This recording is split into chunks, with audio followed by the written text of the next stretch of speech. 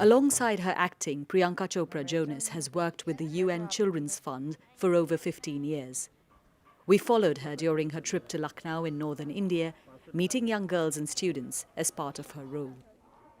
You're a UNICEF Goodwill Ambassador. What does that role mean to you? When you're a public person, that's what the public consumes, right? Because they're interested in seeing where I am, where I'm going. So I feel like that's where I find my purpose, is if I can use the platform that I have when I arrive at a place like this and I'm talking about the initiatives and the problems these children face, and maybe the people who consume me will also consume their message. This is the greatest job of my life. When you're at these places, you hear very difficult and distressing stories. Then you often have to go back to a world which is very different, Absolutely. In showbiz.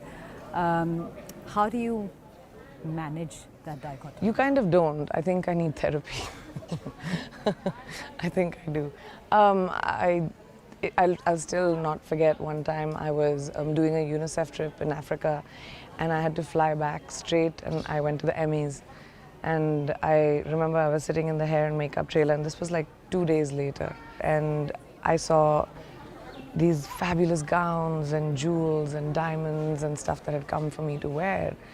And I just couldn't help it, and I just started crying. And I was like, look at the dichotomy of my life. I mean, there's a world in which I don't need to do this. This is not my job.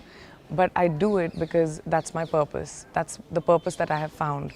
It's very difficult to go back into a normal life when you see the kind of human suffering that I have witnessed with UNICEF around the world. But I like to focus on the hope. I like to focus on the many, many volunteers and people that have come together to better these children's lives.